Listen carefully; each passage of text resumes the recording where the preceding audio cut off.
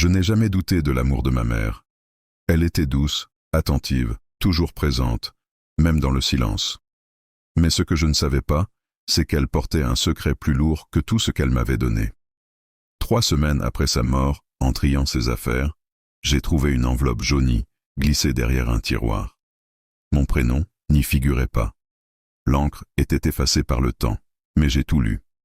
Et ce que j'ai découvert a brisé ce que je croyais être ma vie. La lettre était adressée à une certaine Claire. Le ton était intime, tendre, presque maternel.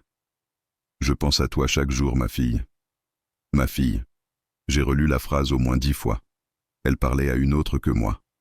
Une autre fille. Mon cœur battait si fort que j'avais l'impression qu'il allait exploser. Maman avait une autre fille, une sœur dont je n'avais jamais entendu parler. Et soudain, chaque moment partagé, chaque silence, chaque regard prenait un sens nouveau, plus trouble. Je ne savais pas quoi faire de cette vérité. Pendant des jours, je n'ai parlé à personne. La lettre était toujours là, cachée sous mon oreiller. Je la relisais chaque soir, espérant y voir autre chose, une explication, une erreur. Mais tout était clair. Claire était née 2 ans avant moi. Ma mère l'avait confiée à une autre famille. Pourquoi?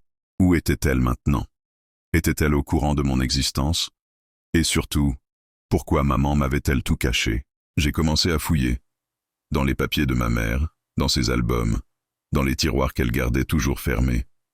Un jour, dans un vieux cahier de recettes, j'ai trouvé une photo. 2 petites filles. L'une, c'était moi. L'autre, je ne l'avais jamais vue. Mais son sourire, il ressemblait au mien.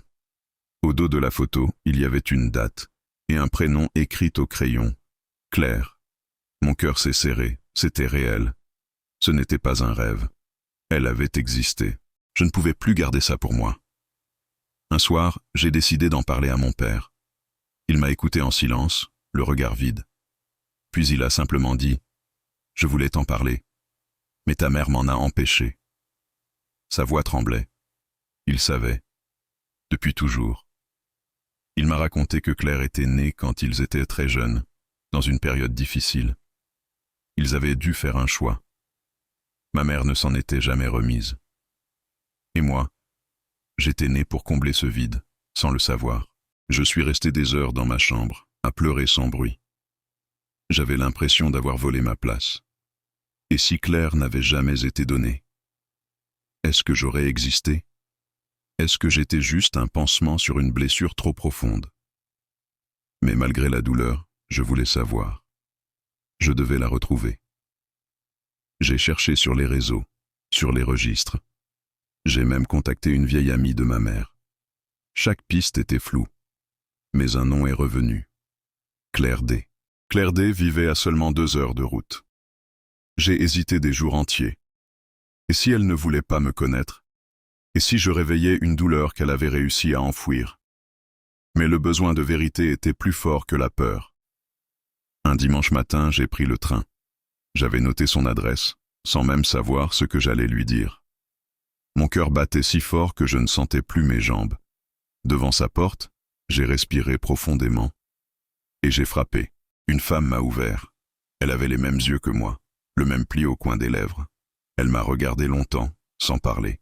Puis elle a murmuré « C'est toi ». Je n'ai pas répondu. J'étais figé. Elle a ouvert la porte en grand, m'a fait entrer. Nous sommes restés assises, face à face, sans savoir par où commencer. Alors j'ai sorti la lettre, celle de notre mère. Elle l'a prise dans ses mains comme un trésor, ses yeux brillants de larmes. Je croyais qu'elle m'avait oublié. Nous avons parlé pendant des heures, de nos vies séparées, de nos ressemblances troublantes, de cette absence qui nous avait marquées chacune à notre façon. Claire m'a montré des photos de son enfance, sa famille adoptive, ses souvenirs flous de notre mère. Elle n'avait jamais su pourquoi elle avait été abandonnée. Elle n'avait jamais eu de réponse. Ce jour-là, entre les larmes et les silences, nous avons recousu quelque chose. Pas seulement des mots, une histoire. Aujourd'hui, je pense à elle chaque jour. À Claire, à maman, à ce qu'on a perdu et à ce qu'on a retrouvé. Ma sœur est dans ma vie maintenant, pas pour remplacer quoi que ce soit, mais pour continuer. Je regarde cette photo retrouvée, 2 petites filles, côte à côte, et je souris.